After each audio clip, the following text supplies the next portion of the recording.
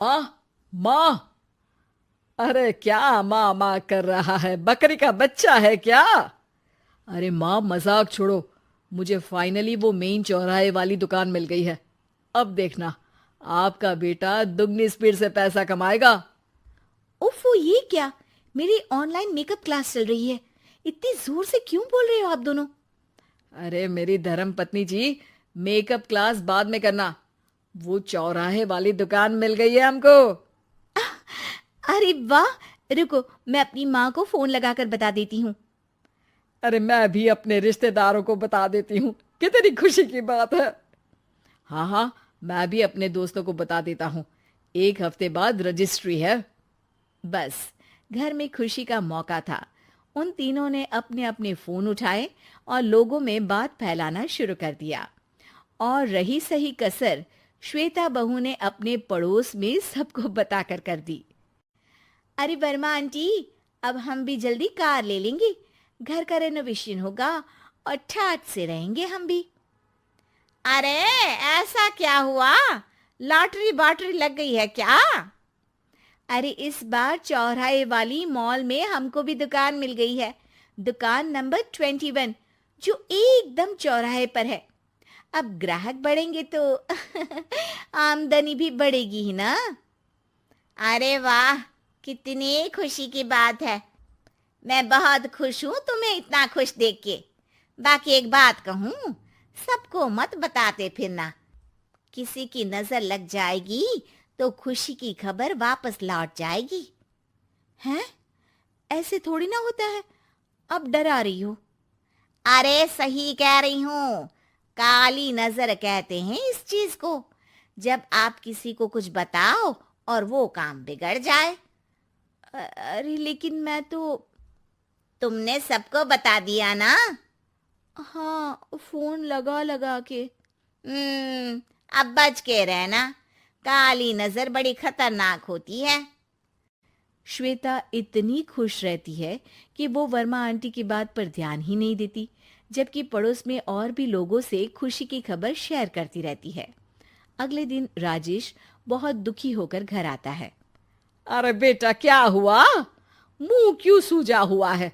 मधुमक्खी ने काट लिया क्या? माँ, वो दुकान किसी और के पास चली गई।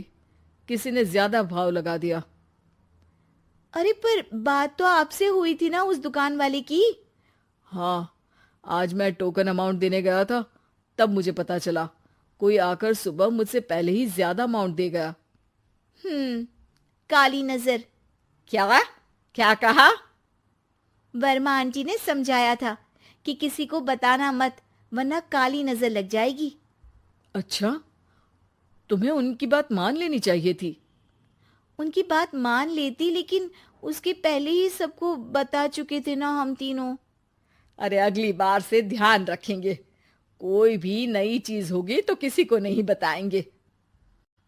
तीनों कुछ दिन ऐसे ही रहते हैं, पर एक दिन श्वेता को एक मेल आता है। राजेश, मेरा ऑनलाइन मेकअप कोर्स कंप्लीट हो गया। अब मैं खुद का पार्लर खोल सकती हूँ। अरे वाह, अपने मोहल्ले में ही खोलते हैं। ये जो घर के सामने दुकान है ना, वहीं। हाँ, यहाँ सस्ती भी मिल जाएगी। अगले दिन श्वेता वर्मा आंटी के पास जाती है, मिठाई का डब्बा लेकर। अरे आओ आओ, कैसे आना हुआ? जोर से नहीं बोलूंगी। वो सामने वाली दुकान है ना, वहां मैं अपनी पार्लर की दुकान खोलने वाली हूँ। उसकी मिठाई है। अरे वाह, बहुत बधाई हो तुमको। हाँ, मैं कमाने लगूंगी तो राजेश पर पूरे घर का बोझ नहीं रहेगा ना आंटी जी। ये तो है। पर ये बता कि तूने ये बात किसी और को तो नहीं बताई ना? अरे नहीं नहीं, पिछली बार गलती कर दी थी। काली नजर लगी किसी की और राजेश के हाथ से वो दुकान चली गई थी। सबको मत बताना। चलो मैं चलती हूँ, कल दुकान की बात करने भी तो जाना है। अगले दिन श्वेता दुकान के लिए मालिक से बात करने जाती है। अरे लेकिन दुकान तो हम कल रात को ही किसी को दे चुके हैं। कल ही? हाँ, कल ही। 2 दिन बाद कोई यहाँ पार्लर भी खोल लेगा। अब कहीं और दुकान देख लीजिए। अरे पर हमको भी तो पार्लर ही खोलना था। हाँ भाई, ये एक ही दुकान है, आधी आधी तो नहीं दे सकता ना मैं। राजेश और श्वेता घर पर हताश होकर आ जाते हैं। इस बार तो किसी को बताया भी नहीं था, अब किसकी काली नजर लग सकती है?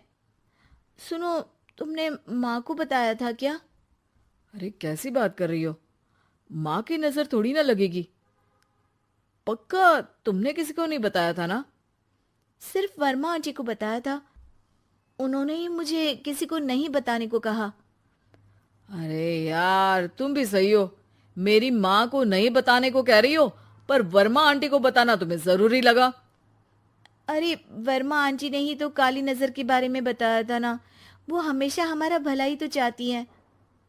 मेरी माँ भी हमारा भला ही चाहती है। अरे पर चिल्ला क्यों रहे हो? बात नहीं कर सकते क्या आराम से? नहीं आता वो आराम से बात करना, और करना भी नहीं चाहता हूं मैं। दुकान जाने का दुख गुस्से में बदल गया था और राजेश और श्वेता में बात बंद हो गई थी।